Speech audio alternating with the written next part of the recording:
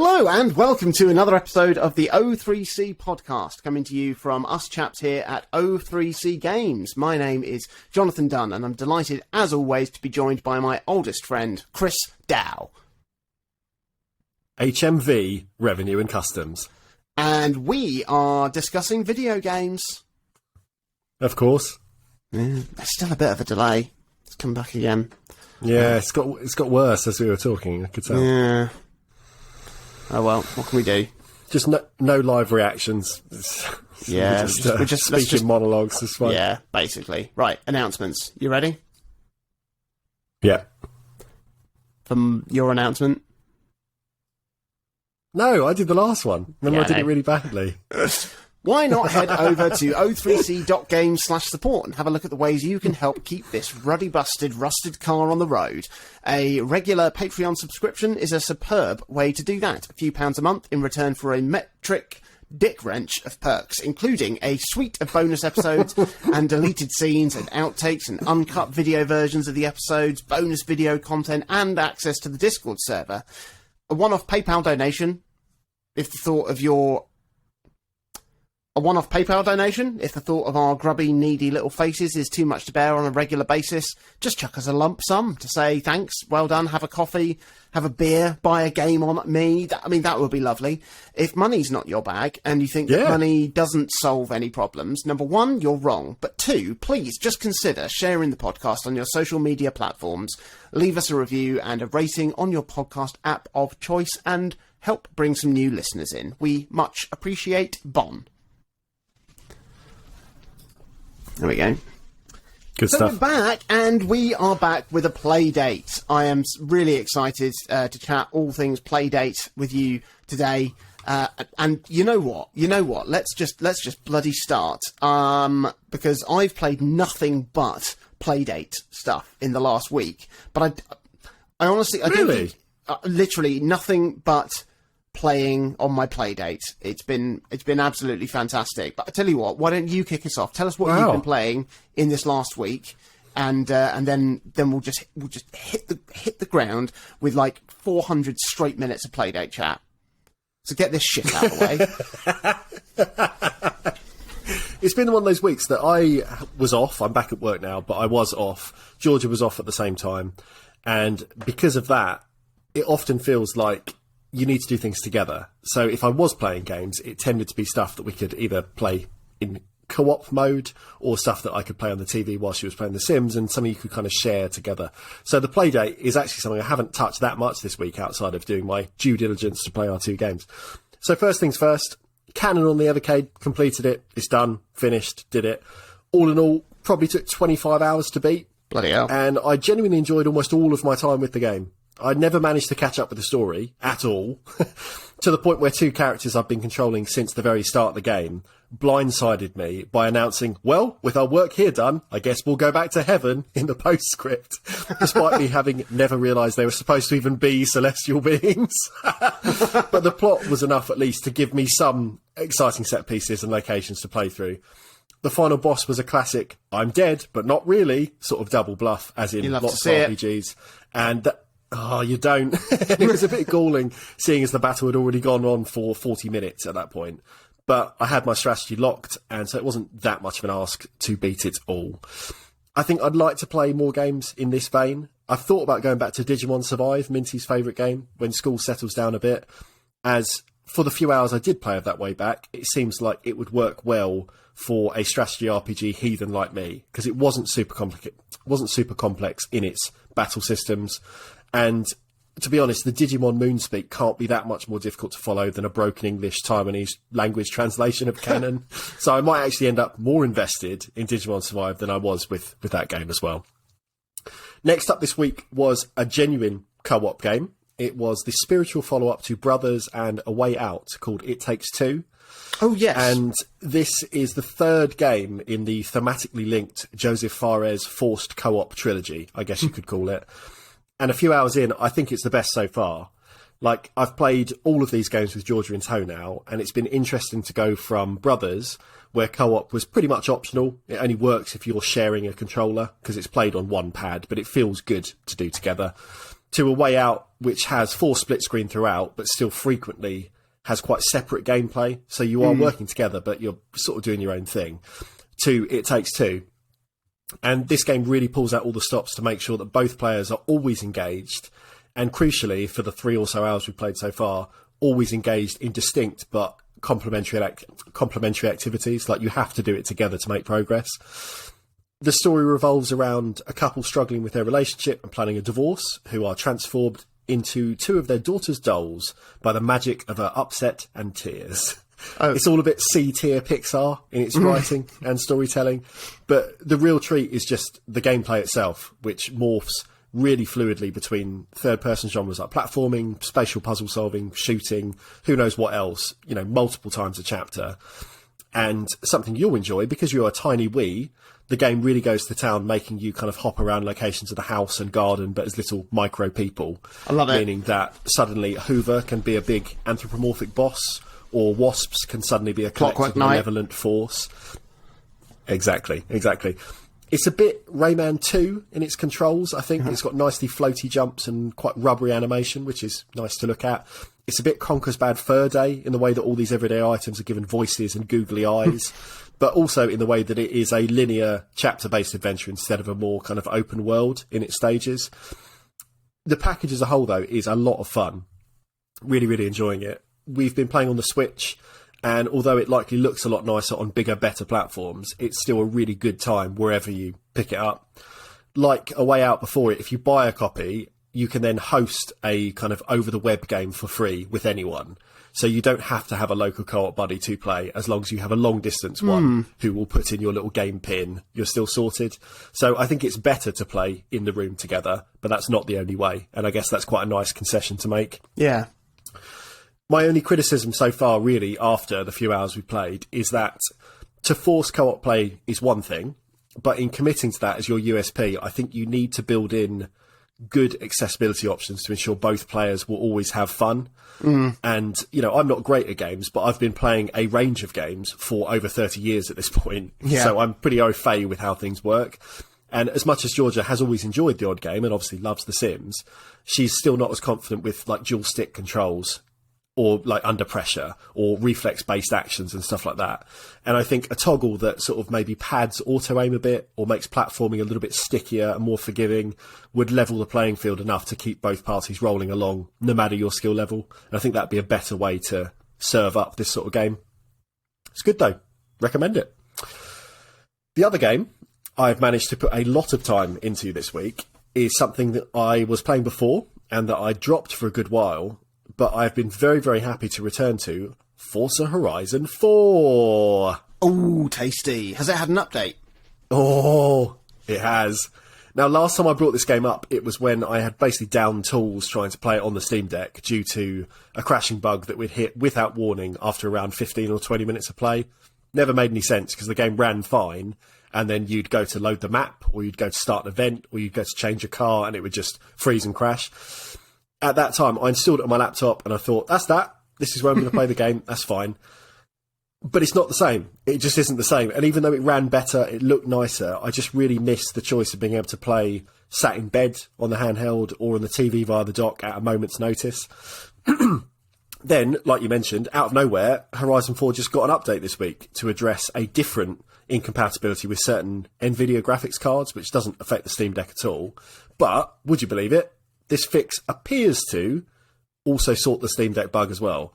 Amazing. Meaning that I've been able to play several sessions of over an hour without issue since reinstalling. I won't say with confidence that the bug is completely gone, as it's a game of so many variables. I still feel there's a chance opening the map or trying to access an online event will just hard crash the game whenever I play. But so far, I've been safe, and I'm having a wonderful, wonderful time. I can't quite believe how this game has rocketed up in my estimation, as it has since starting to play it. I remember when I first brought it up in the podcast, despite your rave review, I was very much of the opinion that it's fine, your drive around is fine. But now, Steam says I've played for 30 hours total. Yeah. I know a lot of this will be a cumulative clocking of crashes. But with every passing hour of genuine play, I just find more and more and more to love. Like, I'm still a little cold on the live service seasonal stuff and the reliance on kind of pushing you to play online battle royale races or tag events or whatever. But the game itself consistently delivers at least one moment every time I play it that makes me sit back and go, fucking hell. And it's all those little snippets that are fast making this the driving game for me. Like, not racing game strictly, because competition isn't always what I'm after when I pick it up, but it's a proper driving playground. Yeah. Where I can crest a rolling hill at sunrise or pass under a humongous viaduct as a steam train sails over the top during a snowstorm. Yeah. It's perfect. It's so good. So, touch wood, the game is now pretty much Steam Deck compatible outside of the odd little quirk. So if you've ever been unsure about it and you've got a Steam Deck and you think, oh, I'd quite like to play that, it could well be the time to pick it up next time it's on sale, because there is so much game here. There is so much good game here. And even with the occasional crash, if they do come back, it's a 10 out of 10 game. It's a wonderful thing. That's it.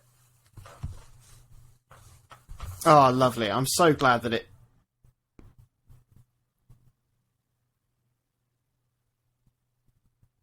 Ah? I don't know if you're frozen or glitched. We got a humongous delay now. Yeah, or no, a joke delay. A joke delay. Oh, you prick. There is still a delay, though, because I could tell when you laughed at a shit joke, it was a good, 5 seconds afterwards. So I hope Riverside kind of lines these up a bit better in post. We'll find out. So, we as will I said, find out. I've been playing a lot of my Playdate in this last week, and I've been having a fantastic time.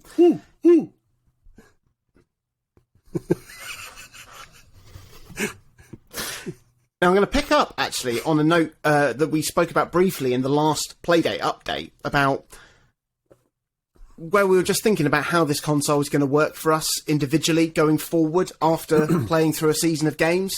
So I decided to go through and clear out some of the games off my system that I'd either played and completed, or played and wasn't going to come back to, or some side-loaded games that, just didn't really interest me. And I was quite brutal with it, mostly because of how infuriating it is to scroll through your list of games. So I wanted to get rid of as many as possible. And I was surprised at the games that I chose to keep on there, and ones that I was actually just quite happy to offload. Like Casual Birder, which was a game that I really enjoyed early on, and Crankin's Time Travel Adventure. I know I'm not going to go back and fully complete them, and, I wasn't massively interested in replaying them. But interestingly, the games that were cast... The games that were cast iron easy retains were the more puzzle-based games, and those don't even tend to use the crank or anything specific to the Playdate hardware. So things like Slitherlink and Tapeworm, both of which are games that exist on other things, they're absolutely staying on there. Zipper, whilst it does implement the crank really, really well, its functionality would work just the same if it was mapped to a button on another piece of hardware. Games that had stages that I could come back to and know where I was at, that I'd want to maybe slowly chip away at. That's another thing that I want to have on there. So even stuff like Star Sled, which is more of an arcadey game, I really wanted to be able to clear all the stages in that game, so it's staying on there. Whilst Hyper Meteor, being just a sky horse chaser, a high score chaser, was very quickly and easily deleted. Wow.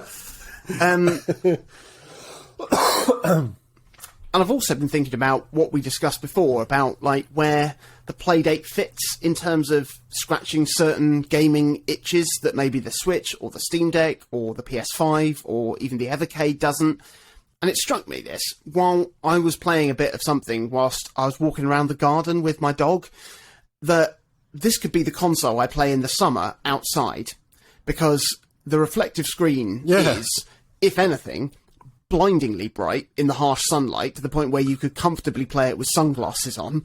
And it made me really yearn for something nice and summery to play whilst I kick back in the garden when the weather gets a bit brighter and warmer. So, I think that's going to be really interesting. I'm really looking forward to doing that. What I'm going to do is I'm just going to leave some pauses at the end of bits where you might want to chip in before I move on to talking about something different. But, I'm just going to crack on. I will say something there then. I'm going to say something instead. You can wait. I like the idea of it That's not all right, I'll only wait. being a console that... Such a dick. I really like the idea of it being a You're a console dick. that not only delivers games...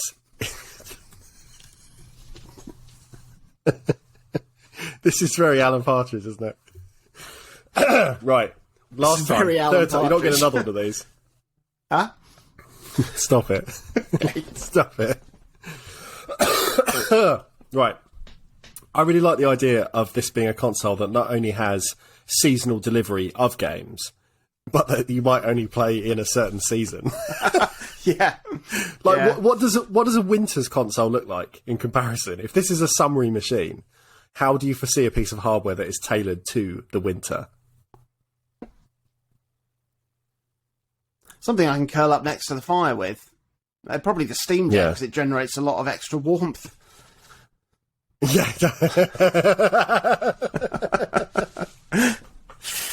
One game that I did go back Right, to... as you were.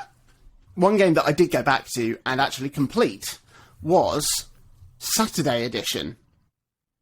Oh, don't spoil it for me.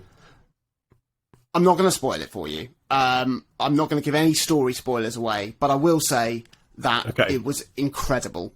I'm still utterly blown away by the atmosphere the game creates. A real, genuine mini masterpiece of a game. Like, absolutely outstanding. I gave myself a real treat and decided to play the final section of the game with my Pulse 3D headphones plugged in for, like, maximum experience. And it was incredible. I cannot recommend it highly enough. Although, like, it's a weird thing to say about a game like a Playdate game in the season of games, because obviously recommending a game in the season means very little, because you need to have a Playdate to play the game, and if you have a Playdate, you have the game. So just play it and experience it, and then talk about how great it is. whenever and it arrives. maybe we'll see it ported across to another platform, because it is just absolutely outstanding. Deleted now, of course. Brutal. But I did want to touch on two new sideloader games that I've been enjoying an enormous amount on the Playdate. And the first of which is an unofficial port of the downscaled version of the superb puzzle platform game Celeste. Oh, yeah. Is it Now, any good? Does it work?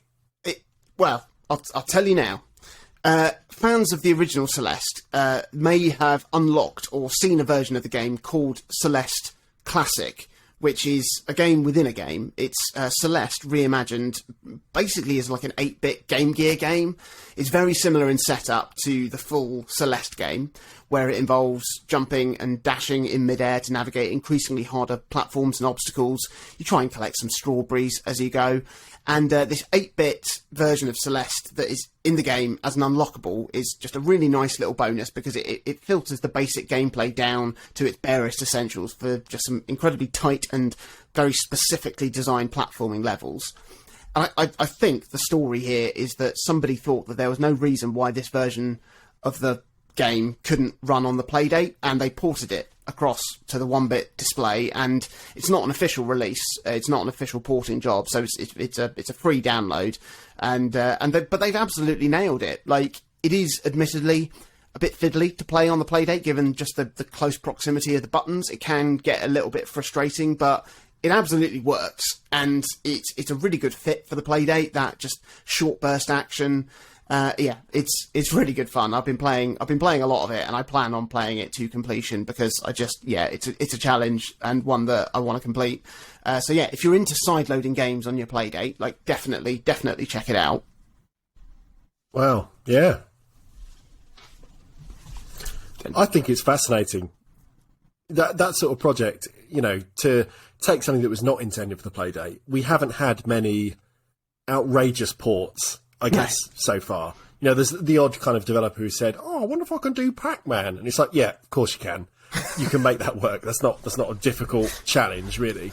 But for something like Celeste, which is a modern indie game, you know, as much as this is a downscaled version of it, to make that function on the Playdate with all of its kind of limitations, I think is really fascinating. I don't know the initial game well enough to really be able to say, oh, this works brilliantly if I was to pick it up. But with your review and knowing how much you enjoyed Celeste as a game, as a product, I think I'd give it a go. I should give it a go. You should. The other game that I sideloaded was a new game from two developers working together, Squidgod and Dave Makes, which is a game called Core Fault. So I bought it and sideloaded it mere days before it ended up being added to the official Playdate catalogue. But it's one I'd had my eye on for a little while. Squidgod always uploads these fantastic development videos for the games he makes, and I'd seen the development of Core Fault because it basically started as his attempt to make a Vampire Survivors game on the Playdate, and partway through the development, where he started to struggle with a few elements, he decided to reach out to Dave Makes to come in and help him. And Dave Makes is the developer who made Mixolumia, one of Chris's favourite puzzle games. I love it. They also developed Executive Golf DX, which featured in the first season of the Playdate. Hate it. It's a bit of a stinker. It's a bit of a stinker.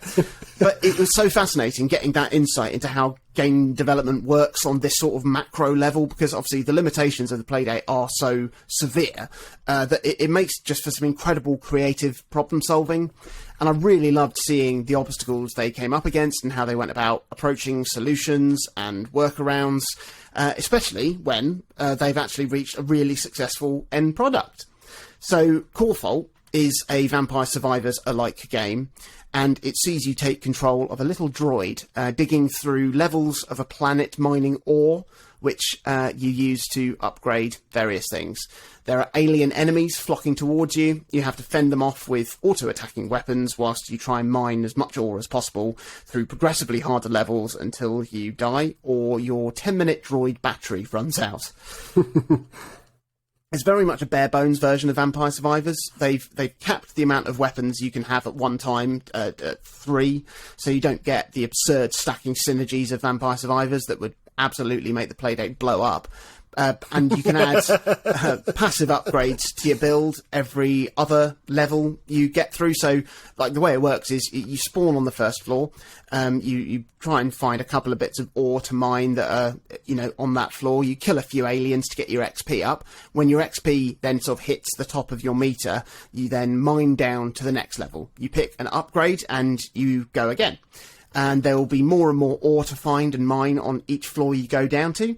And there will be more and more aggressive and powerful enemies to fend off too.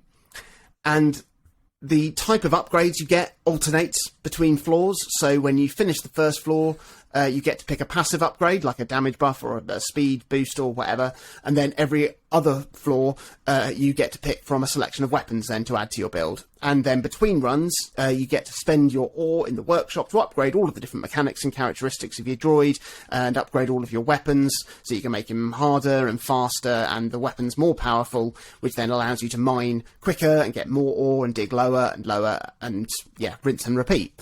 Your droid automatically moves forward and the weapons automatically attack in a variety of different ways. So all you need to do is use the crank to rotate your little bot to avoid danger and, try and sort of direct attacks where you can. It's very, very simple, but it is really, really good fun.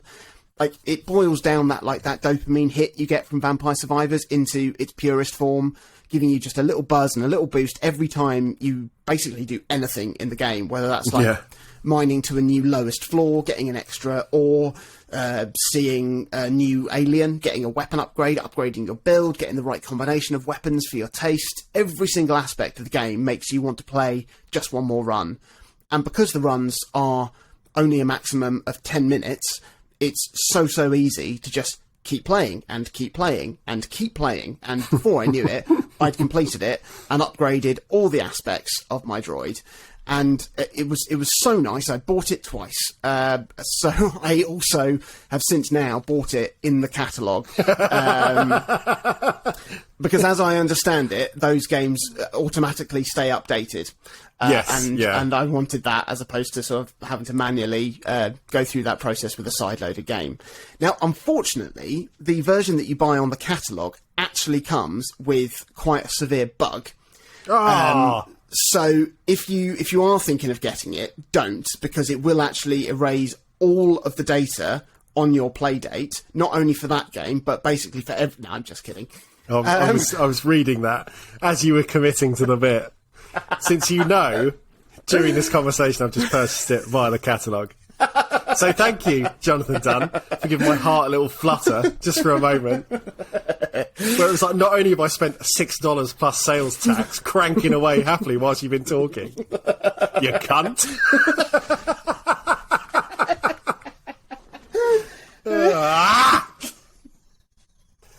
Jesus. Right. So, there are a few little things that became apparent in my second playthrough of the game, and that is that the like once you've played through it and you know how the game works and you know kind of what are the most useful things to upgrade for your droid, you can really just focus just on them. Yeah.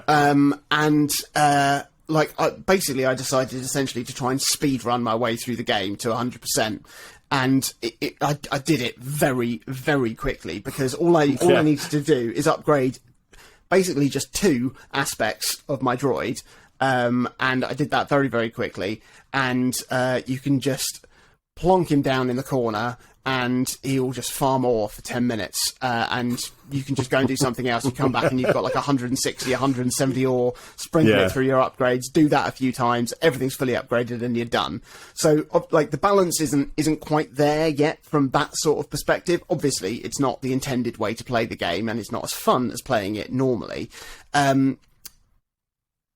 But and also, as it is, it doesn't. I'm not sure it quite feels finished yet, because the game just sort of ends without, or like your runs end without a climax or a fanfare. Like, it literally just ends with your droid's battery dying, no matter what floor you're on, which is always a bit upsetting and pathetic. So, like, there's not really any. There's not really any reason to keep playing after you've upgraded everything, because it's not like there's a final floor to try and reach within the 10-minute timer, I don't think. Yeah. There's not like a score system either. So I hope that some new content comes at some point, because I'll happily just replay the game. I'll happily buy it a third time. I'm not going to buy it a third time, but I will happily play it a third time, even if it is just wiping my save data and playing it again. Yeah. It is just so good. And actually, I was checking out the itch.io page for the game and saw that the community there have fed back pretty much everything that had occurred to me that would improve the game. And Squid God, who's been interacting with that, has said, "Yep, awesome. I'll factor this into an update. Yep, cool. I'll keep this in mind." Blah blah blah. Obviously, some of the suggestions are just like clearly just have no idea what the Playdate can do. And to be like, why aren't there more synergies? Or maybe you could do a split screen co-op. And it's just like, yeah, let's do that. But then it is nice, obviously, having seen the development of the game in that YouTube video. This game is really optimised within an inch of its life to get the game playing as it is. So it will be interesting to see how it does develop further. But yeah, a very, very commendable game. Certainly worth the £6-7 the catalogue is asking for it, even twice, to be honest. Yeah, I think it's really fascinating watching his development videos, because it really does give you a proper insight into how difficult it can be to problem solve in a creative way a lot of the time, to get something very simple that looks to me and you and to everyone else just like, well, it can't be that hard to make a ladder work. And then you watch a development video and it's like, the ladders are miserable. Ladders do not function. And it's the things that you just take for granted, because we played games for a very long time. You only ever see the best of games for the most part. And when you're working with very, very small teams and very limited hardware, people are really having to think outside the box as to how to make things function.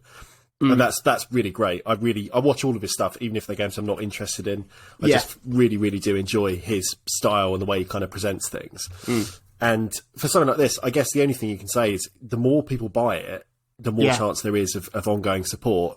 Because as we've mentioned a few times, the challenge with the Playdate, I think, is going to be for developers to make enough money for this stuff to be viable to go forwards, basically. I'm sure anyone that was lucky enough to be in the proper seasonal output got enough of a check to make that worthwhile to spend X amount of months doing something. But again, you can tell from his videos, the Squid God ones, it's like, I dedicated 4 weeks of this. That's X amount of hours. That's X amount of time. And often there's kind of a financial breakdown at the end that's like, I made $11. Yeah. And it's mad. Yeah. It's mad. And I think this one has done quite well. Obviously, it's got this billing on the catalogue now as well, which is great for them. And I just really hope that it kind of brings in enough, not only to sustain that game, but to sustain just more development from people like them. Yeah. So, absolutely. We'll see. I did also decide to dip into a couple of other games on the catalogue, mainly because of how gosh darn upsettingly satisfying it is to wind the crank to make a purchase. Yeah.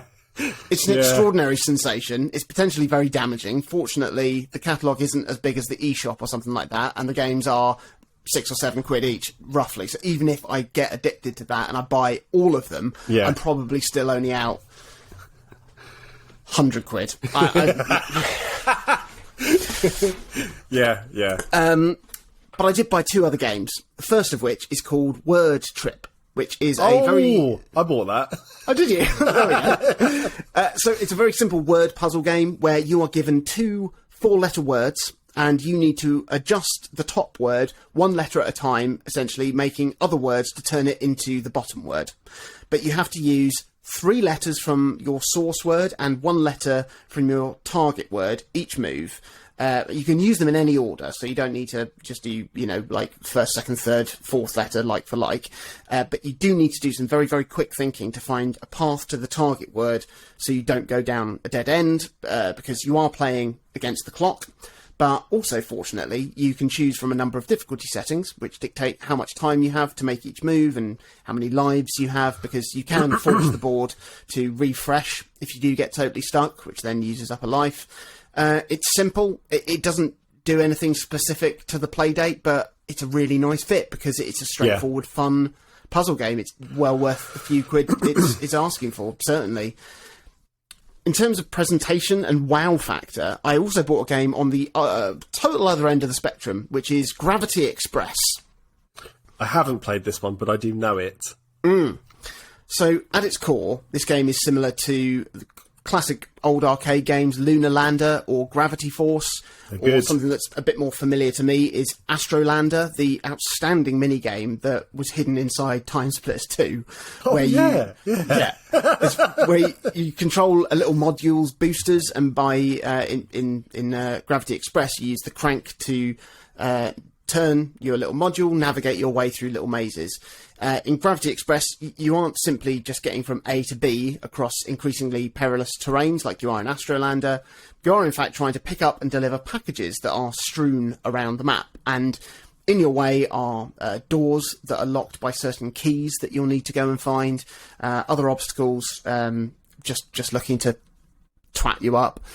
And like I mentioned about Lone Fungus last week, this is also a game that gives you direct control over every aspect of how the game works to tailor it to your particular needs or wants or desires or whatever, really. You can choose how many lives you have. You can choose how severe the force of gravity is, how you control the ship. You can either use it turning your crank or by tilting the system.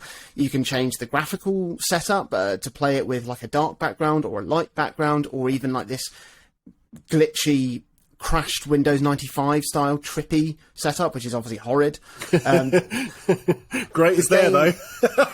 Why not, it was obviously somebody going like, oh, if you turn that on it does that, let's put it in, let's make it a mode. The game also features full motion video cutscenes. I saw this on Twitter when it was in development. I don't know if I was following the developer or if it was just retweeted onto my feed. And it's one of those times where I was like, no! just ridiculous. Yeah, ridiculous. It is. It's absurd. Obviously, they're compressed into a 1-bit display, but it's got full voice acting and what looks like, sort of like 30 frames per second animation. Yeah. Each level's got several different goals to try and complete, from like a standard time attack, or to do like a fuel consumption limit, or like a no deaths run. It's quite absurd how much content there is in this game, which is why it's a bit of a shame that it quickly becomes quite boring. Oh.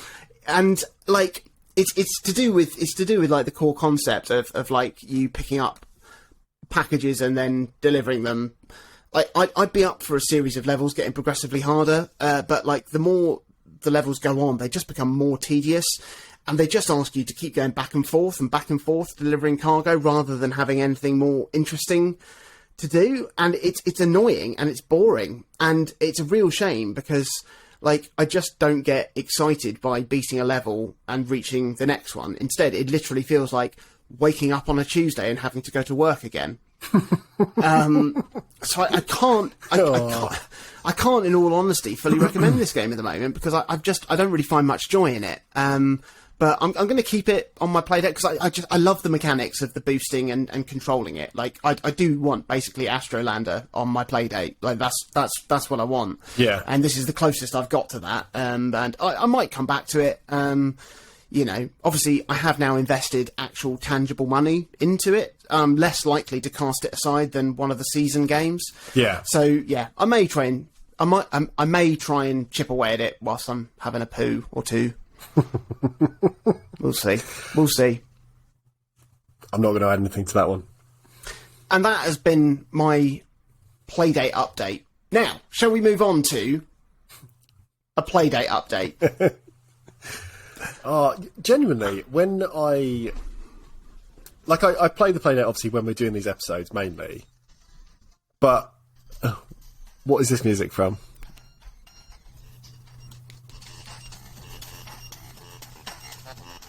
Which game is this? Come on. Is it Forrest? No, What is it? it's Tapeworm. Oh, I haven't played it for a while. So good. Oh yeah, I mean, so good. I did the whole thing on the Evercade. How many levels are there? 100. Oh, Christ, okay.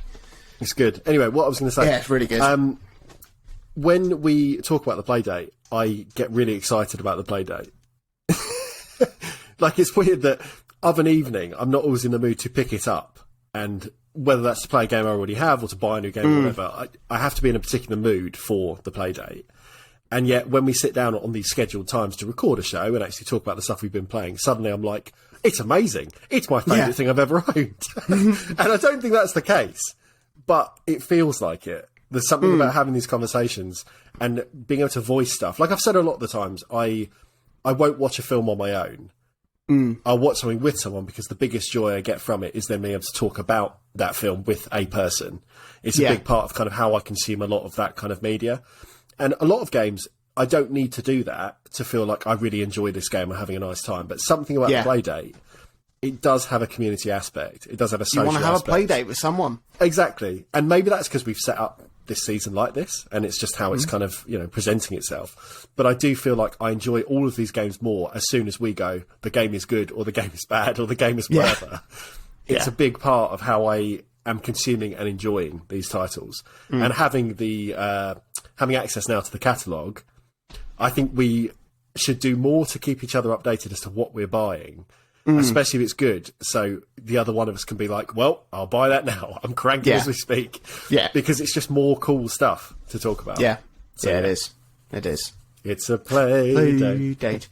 Right, I have absolutely talked your ear off with my own personal Playdate update for the last, 20 minutes. So, Chris, why don't you start? Well, I haven't even said this episode what games we're talking about. We're talking about Battleship Godios and Forrest Byrnes Up in Smoke. Yes. 2 games. Chris, tell us about Battleship Godios. Of course, my Godios. My Godios. Of all the games presented in the season so far, Battleship Godios has perhaps been the most surprising to me. Because of all the games, I've done zero research generally. Yeah. Sometimes I'll know a game because I've seen it on Twitter. Sometimes I've known a game because I saw it in like a preview on Eurogamer or something before the console came out.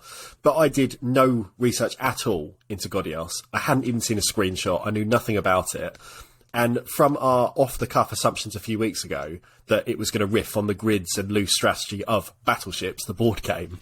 You would assume. I am pleased to say it's actually nothing like that at all, but rather a horizontal Twitch reaction shoot-'em-up that has been paired with Alleyway or Arkanoid in such a way that it's basically an action puzzle game. That's a mouthful, isn't it? But that's it, though. I think that's it. At its most basic, you're flying a little ship using the D-pad. You can fire missiles at 45-degree angles down from your ship, and then these missiles will bounce endlessly off enemies or stage architecture or whatever else in the way until they either fly off-screen completely and are lost, or are collected by your ship again. After a stage or two, you also get a little shield that kind of floats, a few ship lengths in front of your craft. And then if one of the bullets collides with that shield, you'll recollect it as well. So there's a bit of strategy there too. Your missile stock is finite, but you can be awarded more for destroying certain parts of enemy battleships.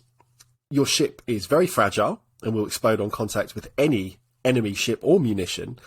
But on collision, you then have the other sort of twist in that you can crank to rewind your gameplay, Forza Horizon style, to approach an encounter a little bit differently, though you do still have to accept the lost life. Now, this is a brutally difficult game. Yeah. Incredibly difficult, built around the expectation that you will fuck up and there will be trial and error. When your lives are spent, it's just game over. You can't restart from the stage, you can't restart from anywhere other than the start of the game. You just have to restart the run of levels again. And although you can get more ships by finishing a level perfectly with no missed or lost shots, or by finishing a level particularly quickly, there is no way anyone is romping through this game. Yeah. No one is getting through this easily, even with a stack of extra lives. On my first few attempts, I failed repeatedly because the weak point of the enemy ships wasn't that explicit, and I was just crashing into things. Like, it took a while to even get the hang of how it feels to move about. And even many attempts later, when I've got a better understanding now of what I'm aiming at, how the bullets work, how I'm supposed to get around, there'll still occasionally be times where I'll just duff a life on level 1 due to the games being very precise and very unforgiving in its hit detection. In most bullet hell shooters, which admittedly Battleship Godios is not, but it's still a useful reference point. In those games, your actual hitbox is generally a very small area in the centre of your ship, like just a pixel or so wide. And that means that you can graze across bullets quite safely as long as they don't hit you right in the core, and you can come out unscathed, essentially. But here, it is much more binary, like, has any pixel of your ship collided with any pixel of the enemy or their fire? And that contributes to that insanely high difficulty, because you're not only avoiding artillery barrages as they come towards you, but also just having to navigate really tight bits of a stage as well. So it's a bit of a maze at times to actually decide the best course of action, the best route to get through a bit of the level. It is a very, very minimalist game. It's got very few bells and whistles. Before you start to play, there's a brief explanation of the main mechanics, then that is that. And when you play, if you're dead, you're dead. And that is that as well. The developer is someone called TPM.co Softworks. Never heard of them, but they are apparently very famous for pumping out boutique releases for the ancient MSX computer, which is an old Japan-exclusive PC standard that was huge over there, just not over here. And it's where people like Hideo Kojima got their start, like making Metal Gear for the MSX and things like that. So it's got a huge community in a certain region that we do not live in. So perhaps people in Japan that are picking up Playdates are picking up this game and going, yes! and knowing everything about TPM.co Softworks. But for us, I don't have that. But I think because of what they are used to working on, it's likely that a lot of the more particular mechanical choices here probably come as a result of being the product of a group whose bread and butter is ancient, limited hardware, because it feels, more than most games we've played this season, to be limited on purpose.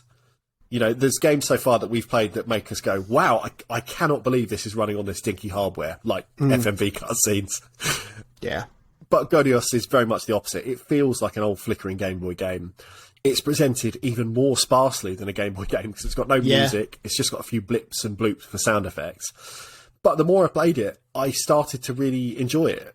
Like, it's a really hard game. I've said this multiple times now. I'm not good at hard games, but it is a learnable game. And the stages are quick enough that you start learning a strategy and then being able to quickly get through a stage with extra lives this time because you've done it better.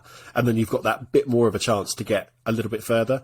You know, enemies will always follow set patterns. Shot paths are very predictable. The way your bullets bounce are very angular, very readable. And basically, once you've seen a stage a few times, it's then on you to just do it better until you make progress, because things aren't changing. It's just there for you to go, come on, come on. You fucked it up last time. Just don't make the same mistake. You'll be fine. But that's not to say that there aren't aspects of this game I think that could be overhauled and improved, even keeping to kind of the minimalist setup. Like the back to the start progression is fine, but why not have one mode that saves your progress and lets you pick and choose from any beaten stage, and then one hardcore arcade mode for champions to try and beat in one go, like after sustained practice and play. And why not make the hitbox a bit more forgiving, to be a little bit more accommodating to Playdate's tiny screen? Because the ship is small, it's on a screen that is small, and therefore it's really fucking small. And also, why not include at least some form of music or ambient backing to make the game just feel a bit less robotic? Like we played, it's O3C, isn't it? Also had no music, but it was doing enough with kind of the way it was presenting its little beeps to still feel like strangely organic in a way. Whereas this very much feels like the PC speaker at the back of an old machine just going, as you play. It doesn't do anything else. But I think it's a fascinating experiment as a game. Like, it's another example of a Playdate game having a very particular flavour. Like, Battleship Godios is not going to come out for the Switch or the PlayStation 5. It's unlikely it would even make its way to an open door platform like Steam. But it makes a weird sort of sense on the Playdate. It's something that to have on there, if it kind of, tickles your fancy, you might come back to it again and again, just making little bits of progress. You might not, if it's kind of a bit too difficult, but equally, it's something that you're not going to find anywhere else and is its own thing. It's its own package. And I just think stuff like that's really cool. Yeah. I absolutely hated it. And I'll say this coming from a point of saying I really love the idea. I think the concept of the A plus B equals this is brilliant. I think the alleyway starting, firing and catching your bullets is like really satisfying. Yeah. I think that it is like the way it's set up. I even quite like the fact that there's no music, because it makes for such a tense experience. Yeah. When you're so hyper focused on every pixel, the movement of every pixel. Not that there's many, but it's like it's such a different experience. Like, it feels like it gave me the same fear as those auto-scrolling Mario 3 levels on the airships. Yeah, it felt like that, and better than anyone what it's like to repeatedly die because some twat decided to make a game that was really difficult. Yes. It was too unforgiving for me. Yeah. I would have really liked it if two things. One is, saving at the end of a stage so you could just retry. Yeah. The other thing is that if you're able to crank if you die. Yeah. If you're able to crank back if you die, because if you don't, and I found that almost upsetting if I was like, I'm about to die, so I'm just going to quickly get to the crank and do it, and if I don't get it, it feels like I've just arrived on the scene of a crash too late, and I haven't been able to resuscitate my friend. Yeah. It's just like, it's just. I was so close. I was just about to, and you're dead. It was too unforgiving for me. Yeah. Thinking about talking aloud about this stuff, there's two other games this has just put me in mind of that I've How else do you talk? What do you mean? What did I say? The phrase is thinking aloud, not talking aloud, because you always talk aloud. How else do you talk? Quietly and to myself. Yeah, talking internally. Yeah, I mean, that's basically what I'm saying. What you're saying is talking internally is a way for thinking, and thinking out loud is a term for talking. Right, let's try that again.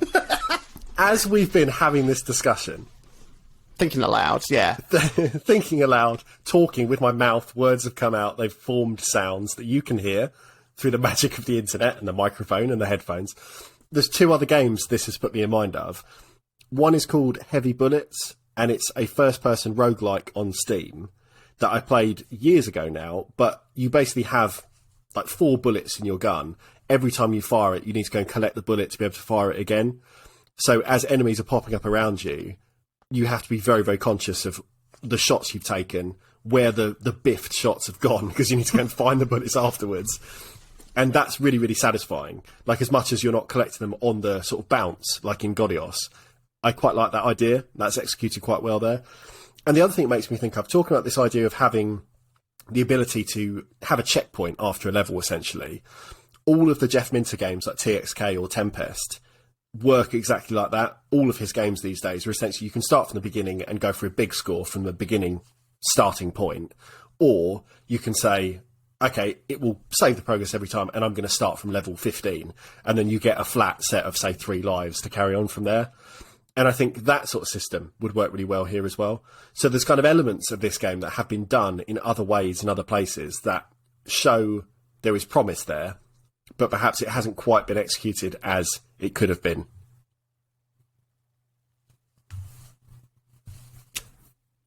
Forrest Byrnes Up in Smoke. Yeah. What an oddity of a game. Yeah. In several ways.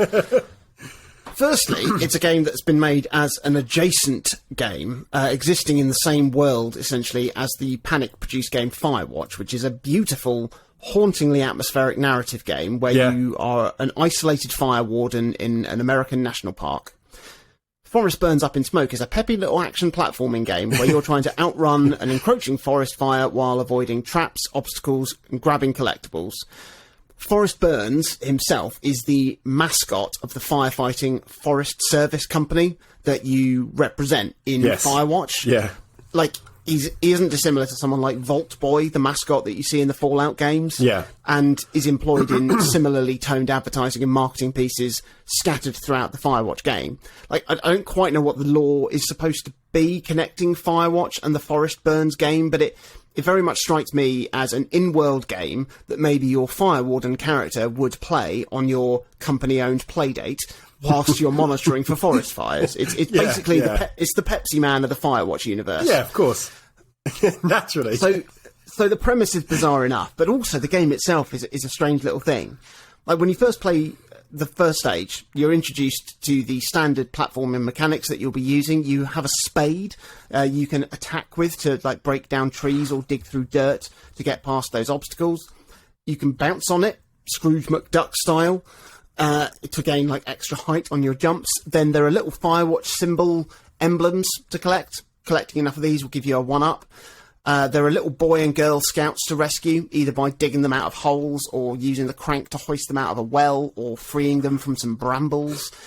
The final collectible is a puzzle piece that will be floating somewhere on the level, and collecting these will slowly unlock larger poster collectibles in between levels.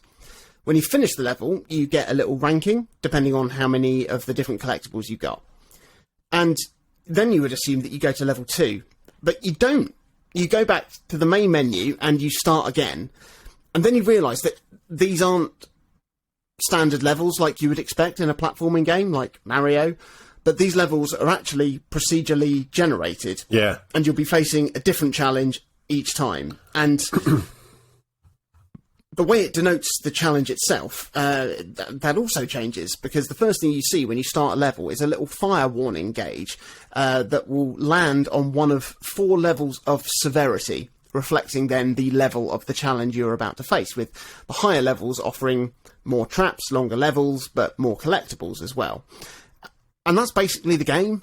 Like, the only real metric of how you're doing are the individual completion ranks you get when you finish a level, which are totally inconsequential because you'll never play the same level twice to beat your score. There's no bearing on anything else depending on how well you do. And obviously the long-term progression is just trying to unlock all of the pieces of your poster collection. I think there's 20 pieces to unlock, which means you'll be playing roughly 20 levels to do that if you don't die or miss a puzzle piece. And with the levels being probably less than a minute long, it took me maybe half an hour to 100% it, and I'll now never play it again. Yeah. And that's not because it wasn't good. It was fine. I mean, there are better platforming games, even on the Playdate, that, you know, I'll go to get my platforming kicks. But it's a fun little game while it lasts. The platforming mechanics are a little fiddly on the console, which doesn't make for a hugely comfortable experience, but it's absolutely fine. It's obviously easy to see why Panic wanted to include this in the season because of its ties to Firewatch, but yeah, it's a better game than some of the weaker entries in this season as well. But I just don't understand why they decided to make it a procedurally generated game when they didn't put any other elements in there to make that setup work properly. Yeah. Like, why didn't they just make a series of design stages getting progressively harder like a normal game? Like, I know that developing a game for the Playdate is also an invitation to think outside of the box and think about how to approach making games in a different way and making them different as well. And that seems to be the only reason to do this differently, just simply to do it differently without too much purpose. Like, if you've got the procedural generation working, why not make an endless mode? Or why not offer some sort of permanent upgrades to make repeated plays more interesting? It's strange. It's a strange little game. And yeah, like I said, it would have had a lot more longevity if they'd have made just either designed levels, curated levels, or an endless mode. Instead, it's a real, like 25, 30-minute game and you're done. And it's instantly forgettable, I think. What about you? How did you get on with it? You're a huge Firewatch fan. But you couldn't wait to play this sequel. Now, yeah. Obviously, I've not played Celeste yet, as you mentioned earlier today, but I was genuinely quite surprised at how well a quite traditional platformer worked on the Playdate. So I'll give it that. Like, the few side-loaded platforms I've played have been a little bit hit or miss. Like, the Squid God developed The King's Dungeon, the simple Microvania I played a few months back. Felt fine, but it still felt a bit clunky. Like, movement was kind of working around an invisible grid. Another side load that I haven't mentioned before, because I've only done a level or two, is called Baseball Brat. And that looked the part, but it felt a little like the platform games I remember playing on early Nokia Java phones. You know, very binary, very yes-no movement, no inertia, no real acceleration. And all the things we take for granted in how we move 2D characters just weren't there. Forrest, though, feels good. Feels nice. Like, it took a stage or two to get used to how to use the DuckTales shovel bounce and dig, because you need to sort of combine buttons and the D-pad inputs a little awkwardly, as you've mentioned. But once it's all in place, it is a brisk platformer that uses the central hook of the procedurally generated levels to basically serve up a mini platform adventure anytime you've got 5 minutes spare. I guess that's the goal, if you're looking at what the design document would say. Maybe.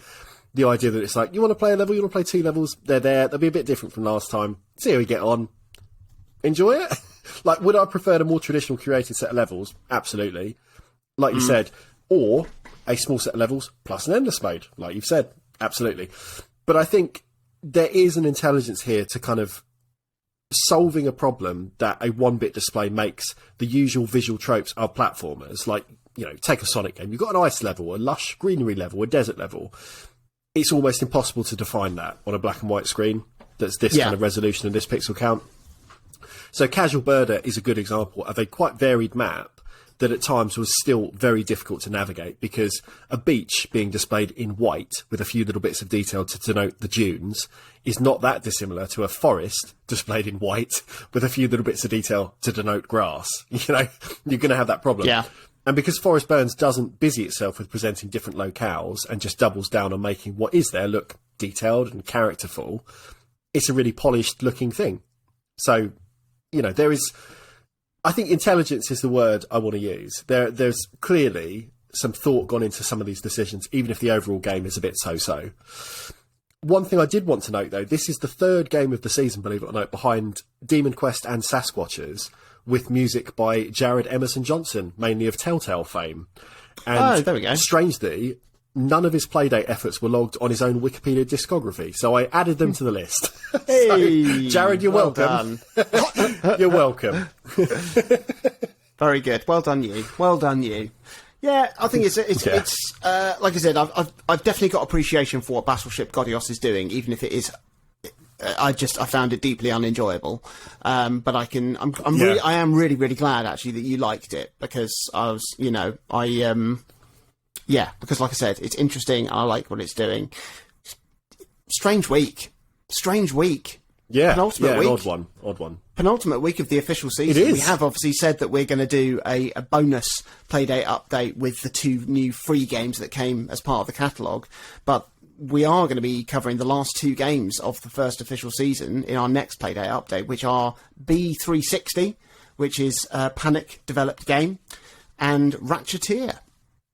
I'm really looking forward to playing both of those because I've had a little look at them and they look good. I think I'm very much I'm very much looking forward to putting together our official ranking of this season. Yeah, it's going to be great. We love a ranking. It's been months since we've done a ranking. We love just ranking each other off, don't we? It's Way! So Because of the audio delay, I just heard in your headphones like 5 seconds after me doing that, just me going, whoa! So there we go. That was our latest Playdate update. We reliably updated you on Battleship Godios and Forrest Byrnes up in smoke. Bottom half. Let's be honest. Yeah. Next week, we're going to be back with an interim episode where we're going to be telling you what we've been playing in the last week. And then, of course, we will be hurtling into our next Playdate update where we will be telling you how we get on with B360 and Ratcheteer. In the meantime, you can chat to us on social media at O3C Games on everything. Go to our website, o3c.games, read all of our articles, our think pieces, our reviews. Check out our video content, our streaming content, our back catalogue of amazing podcasts. You can even check out the support page if you want to get more involved with either of us or us as a collective. Or you can reach out to us individually. Chat to us. I'm on Twitter at Jonathan Dunn. I am at Chaz_Hodges. And we'll see you next week. The end. Ding.